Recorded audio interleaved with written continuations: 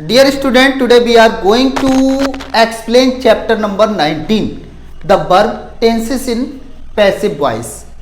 First of all, we have to know that we have studied already in chapter 18 about the active voice, but here is passive voice.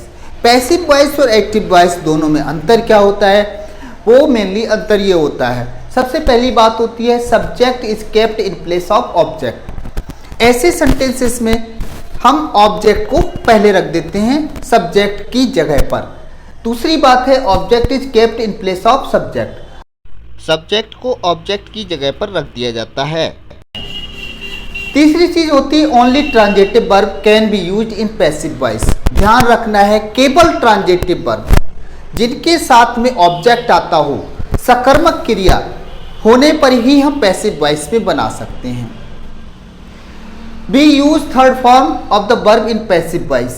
Next बात यह है कि passive voice में हमेशा ही verb की third form का use किया जाता है। Present perfect continuous tense, past perfect continuous tense, future perfect continuous tense, future continuous tenses are not used in passive voice. ये चार टेंस को हम पैसिव वॉइस में यूज नहीं करते हैं, केवल इनको एक्टिव वॉइस में ही यूज किया जाता है।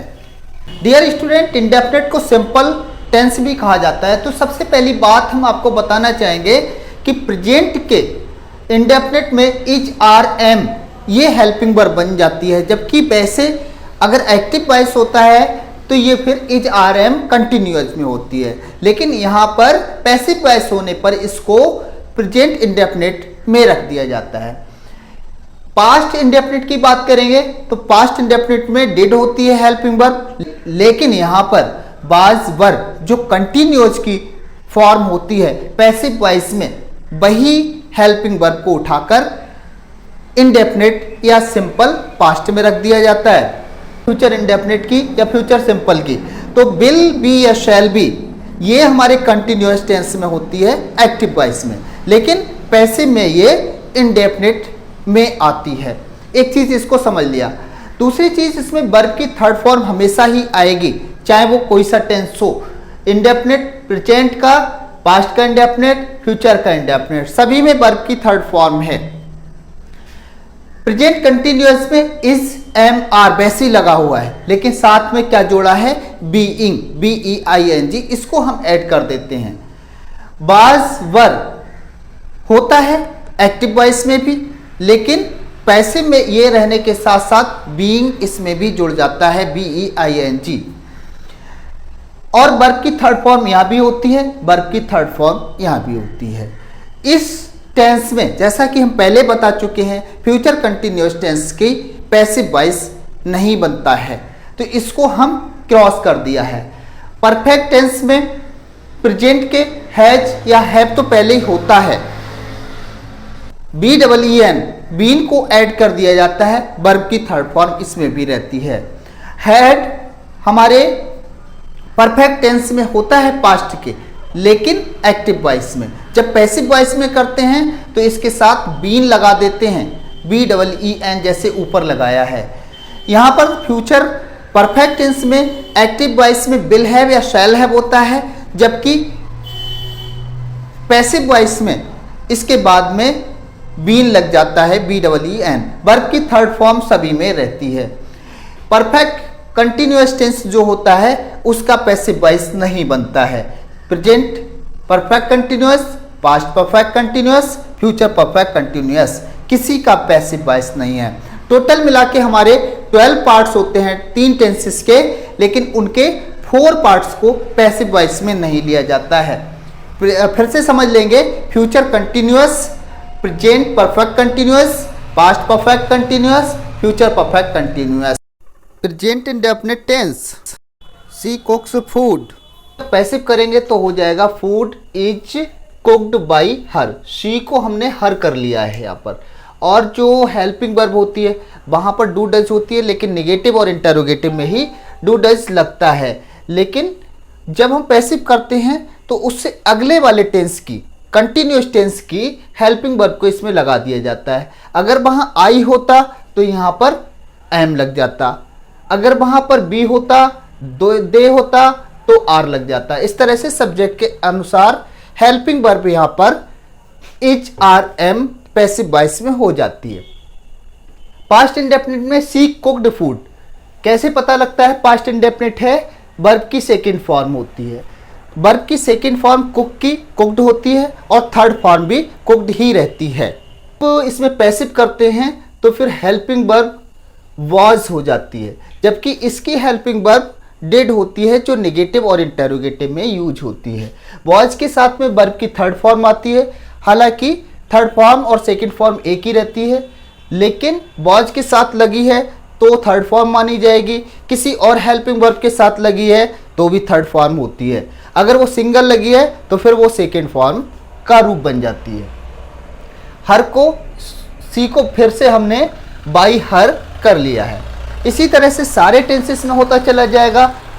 यहाँ पर हेल्पिंग वर्ब विल होगी और यहाँ पर विल भी हो जाएगा। Food will be cooked by her.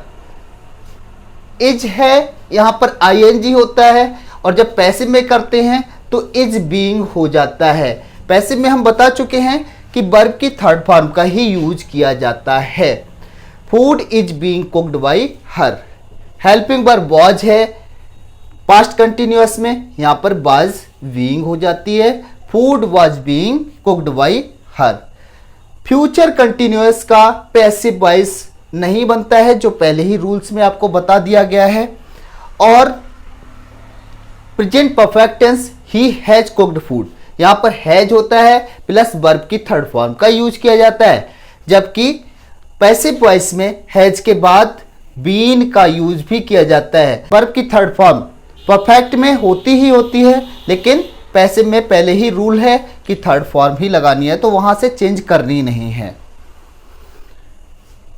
Past perfect में हैड होता है, वर्ब की थर्ड फॉर्म होती है, और इसके पैसिव में हैड बीन हो जाता है, वर्ब की थर्ड फॉर्म ऐसी उठा के रख देते हैं। तो food had been cooked by her. She will have cooked food, अब यहां पर क्या है? विल हैव दिया हुआ है। विल हैव के बाद वर्ब की थर्ड फॉर्म है, पैसिव में हो जाता है विल हैव बीन, सिर्फ बीन को और ऐड कर दिया जाता है, बाकी सेम ऐसे ही रहता है। Food will have been cooked by her. अच्छा, present perfect continuous, past perfect continuous, future perfect continuous क्या पैसिव नहीं बनता है, इसलिए क्रॉस लगा दिया गया है। आपके इस चैप्टर में क्लास 6 के स्टैंडर्ड में बहुत ही संक्षिप्त में दिया गया है, क्योंकि ये आपका स्टार्टिंग है। बाकी आप अगले स्टैंडर्ड में क्लास 7th में और क्लास 8th में डिटेल से इसको सीखेंगे, लेकिन अभी केवल इंट्रोडक्शन के रूप में इस क्लास में दिया गया है। आगे इसकी एक्सरसाइज हैं, उनको करेंगे, थोड़ा समझ में आ जाएगा। Exercise 1, tick the correct option multiple choice questions. There is no passive voice in. Passive voice किन चीज़ का नहीं होता है? Present perfect continuous, past perfect continuous, future perfect continuous या ऑल ऑफ दीज। तो इन तीनों का पैसिव वॉइस नहीं होता है, it means all of these. In active voice the subject is the real doer of an action, it is denoted by the noun. Which kind of the verb form passive voice. Passive voice कौन सी verb से बनता है? Transitive, intransitive, linking या none of these. तो transitive से बनता है, जब तक उसके साथ में ऑब्जेक्ट यानी कि कर्म लगा है तभी हम पैसिव वॉइस कर पाएंगे। 4 number sentence, a letter was written by him. Correct form of above sentence in active voice. Active voice में इसको कैसे किया जाएगा? तो a letter was written by him, इसका हो जाएगा ही रोट अ लेटर। अब देखते हैं कौन सा ठीक है। बी ऑप्शन करेक्ट है। This note has been sent by me, इसको भी हमें एक्टिव वॉइस में करना है। ए बी नंबर पर दिया है, I have sent this note, this is right option.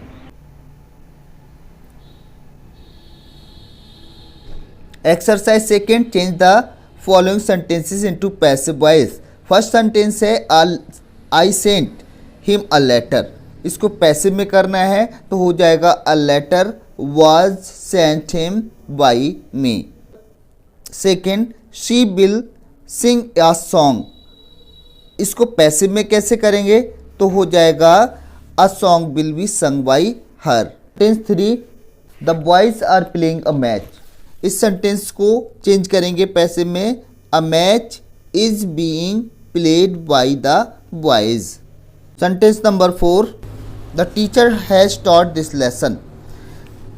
इसको पैसिव में हो जाएगा this lesson has been taught by the teacher. 5 number sentence, I see him daily in the park. इसको पैसिव में he is seen by me daily in the park. 7 number sentence, my mother was cooking food. तो इसको कैसे passive में करेंगे, ये हो जाएगा food was being cooked by my mother.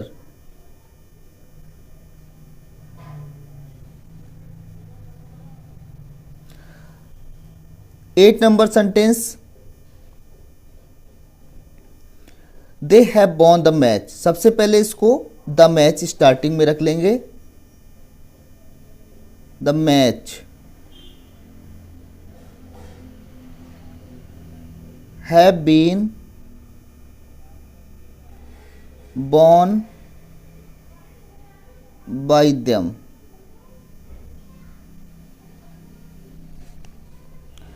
9 number sentence, he has made mistakes. इससे हो जाएगा mistakes have been made by him. 10 number sentence, they will find out the truth. सबसे पहले ऑब्जेक्ट को सब्जेक्ट बना लेंगे, द ट्रूथ. उसके बाद विल, फिर इसके बाद बी और लगा लेनी है, will be.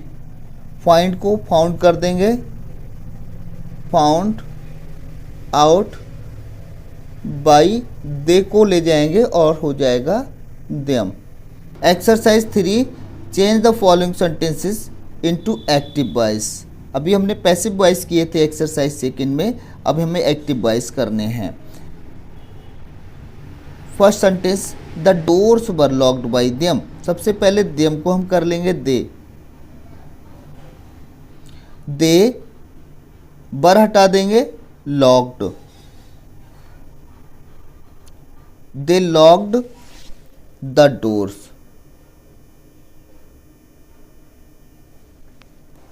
Second sentence, the dog will be beaten by his master. इसको सब्जेक्ट को सबसे पहले ले लेंगे, his master.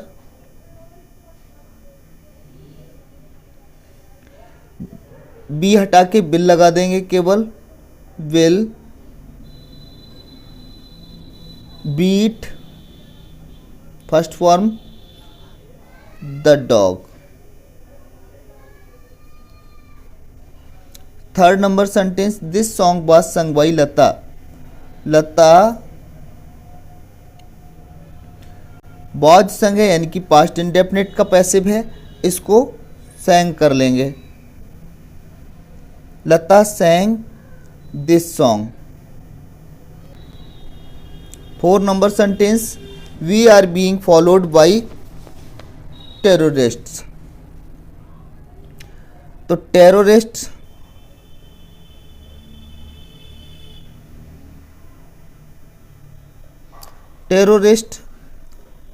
are following us.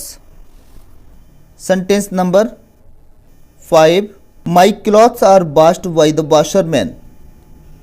तो यहाँ हो जाएगा एक्टिव में, the washerman washes my clothes. Full stop.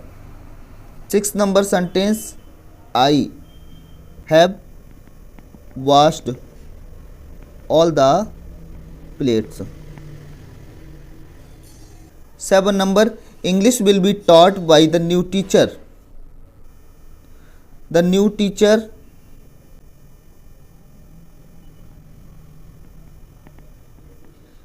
will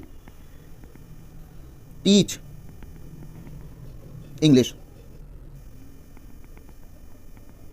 Sentence number 8, mangoes are liked by everyone. Everyone like mangoes. The guest will have been welcomed by him. He will have welcomed the guests. 10 number, the letter was sent to him by me. I sent the letter to him. Exercise 4th. Fill in the blanks of the following sentences with the verb given in the brackets in active passive voice as the case may be. यहाँ पर active voice में भी हो सकता है, passive voice में भी हो सकता है। सेंटेंस को देखकर आपको फिल करना है जो वर्ब ब्रैकेट्स में दी गई हैं इधर। इनमें से आप किस तरह से फिल करेंगे, तो वो सेंटेंस को रीड करते जाएंगे, समझते जाएंगे। कोलंबस अमेरिका, यहाँ लिखा है डिस्कवर को फिल करना है पास्ट इंडेफिनिट में, तो पास्ट इंडेफिनिट एक्टिव वॉइस में करना है क्योंकि बाई वगैरह कुछ लगा है नहीं। Columbus discovered. सेकेंड नंबर, सुमन मी नेक्स्ट वीक, फ्यूचर इंडेफिनिट, तो will visit. Third number sentence, this novel past continuous, read को फिल करना है पास्ट कंटिन्यूअस के अकॉर्डिंग। दिस नॉवल वाज, यहाँ वाई लगा है, इससे लग रहा है पैसिव है, तो पैसिव के अकॉर्डिंग फिर इसमें बीइंग भी जोड़ना होगा। This novel was being, read की थर्ड फॉर्म भी रीड ही होती है, ऐसे ही राइट कर देंगे, read by me. 4 number sentence, the people, यहाँ पर फिल करना है take, the people have taken him to hospital. 5 number sentence, all grass by his horse, all grass future indefinite में ईट को फिल करना है। अब बाई दिया है पैसिव हो जाएगा तो विल तो लगेगा ही, फ्यूचर में बी और ऐड होगा पैसिव की वजह से। All grass will be, eat की थर्ड फॉर्म हो जाएगी eaten by this horse. 6 number, he the first prize every year, win present indefinite में लगाना है, wins, WINS, he wins first prize every year. 7th number sentence, a baby by a monkey, by से पता लग रहा है passive में करना है, वर्ब इसमें लगानी है इंजर, ये पास्ट इंडेफिनिट में, तो पास्ट इंडेफिनिट का पैसिव लगाना है। कैसे हो जाएगा ये, a baby was injured by monkey. 8 number, future indefinite में ऑफर को फिल करना है, तो आई शैल, आई के साथ शैल आता है, shall offer you a cup of T.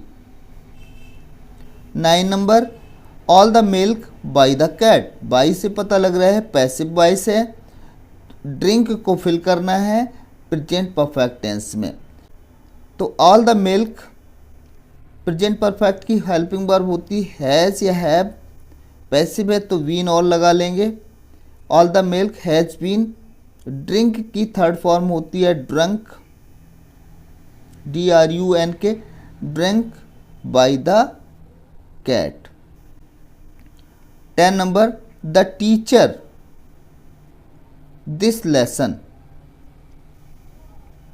इसमें टीच को फिल करना है पास्ट इंडेफिनिट में, तो सेकंड फॉर्म हो जाएगी the teacher taught this lesson. The commander was given, third form हो जाएगी given a reward by the PM. They down the old building, इसमें पुल को फिल करना है प्रेजेंट परफेक्ट में, तो हो जाएगा दे हैव, पुल की थर्ड फॉर्म हो जाएगी पुल्ड। थर्ड फॉर्म क्यों? क्योंकि परफेक्ट होता है तो वहाँ थर्ड फॉर्म लगती है, तो they have pulled down the old building. 13 number my grandmother me two story, told tell को फिल करना है प्रेजेंट परफेक्ट में, तो प्रेजेंट परफेक्ट में हो जाएगा has told me two stories.